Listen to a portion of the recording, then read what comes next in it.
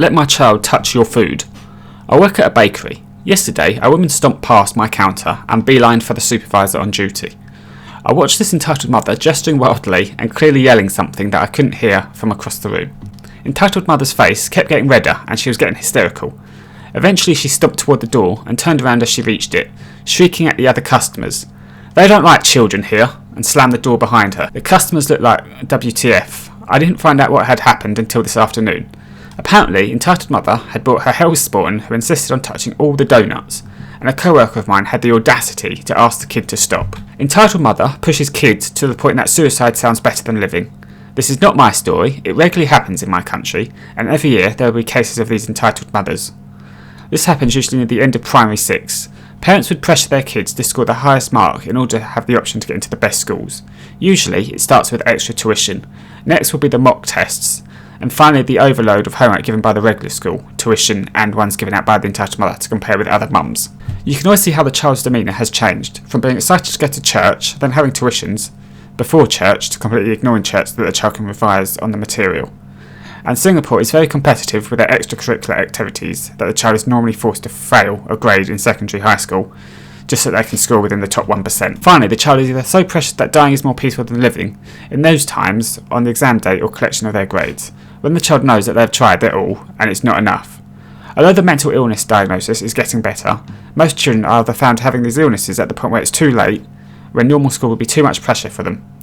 They are then transferred to special schools, but the fear of schooling is already placed on them. Skate park Karen. I was at a 3-foot quarter pipe, wussing out, not jumping in, and a PA around 3 maybe gets in my way. My friend asked the parents if they can move their kids so that we can carry on. Entitled dad comes over and gets the kid saying, "Thanks for asking nicely," and continues to talk and says he's going to stay in front of us while calling me and my friend a pussy repetitively. I'm already in shock and me and my friend are just staring at each other. Later on, the entitled mother comes over and stands in front of my friend's face about a foot or 2 away. She starts yelling at him about being aware of his surroundings and watching out for kids and being disrespectful and mean. As entitled mother was leaving, my friend says you don't have to yell at us. She was yelling at him but directing it towards me also. And then she proceeds to say you shouldn't have been disrespectful. And so they leave later on and we're just fine. We're still talking about it.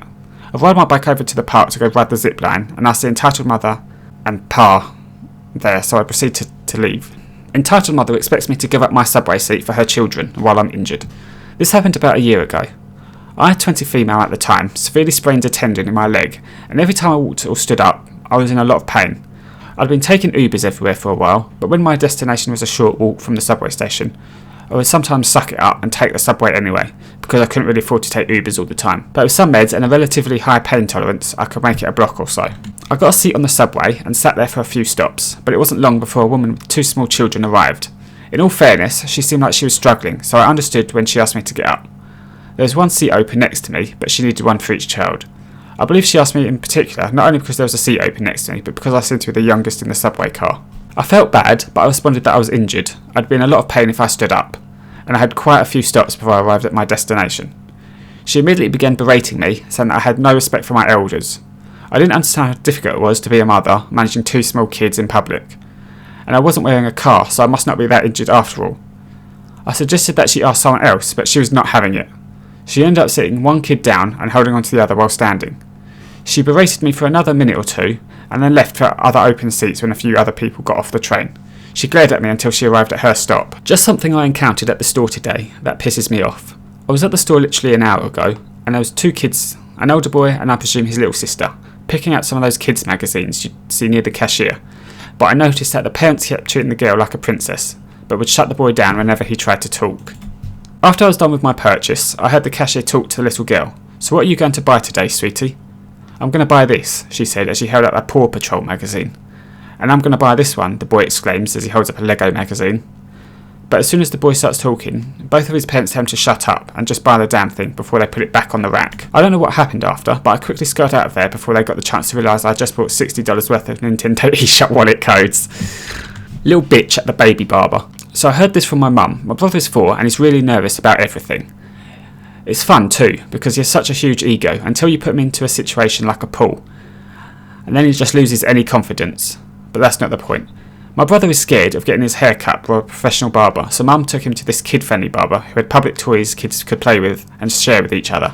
but there were little machines you could pay and get like toy cars and other better toys than the ones put for public use. This boy bought a car and was playing with it. He was distracted playing with other kids, and the moment he let go of the toy, this other kid comes up and snatches it from him. My brother is pretty smart for his age and took notice and told the boy that the other kid took his car. The mum of the kid who stole immediately popped up and loudly said to my brother and the boy who got his toy car stolen, "Oh, but you can share, right?"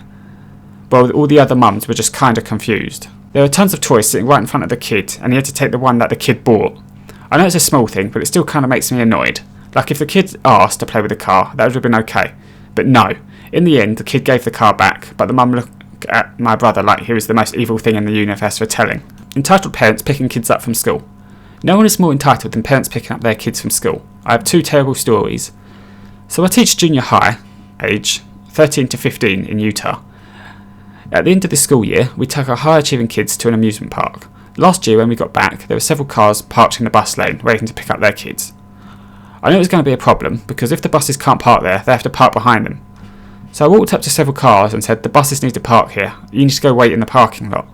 No one moved. Everyone got parked in by the buses and had to wait for them to all unload and back out of the lane they were blocking.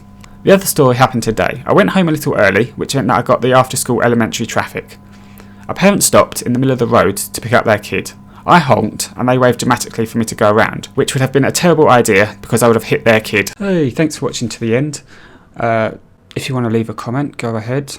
I always see them. I always enjoy engaging with them. You can subscribe if you want, if you choose to. No, there's no pressure to. Or you can click one of the other videos on the screen now. Or you may even have a favourite subreddit that you'd like covered.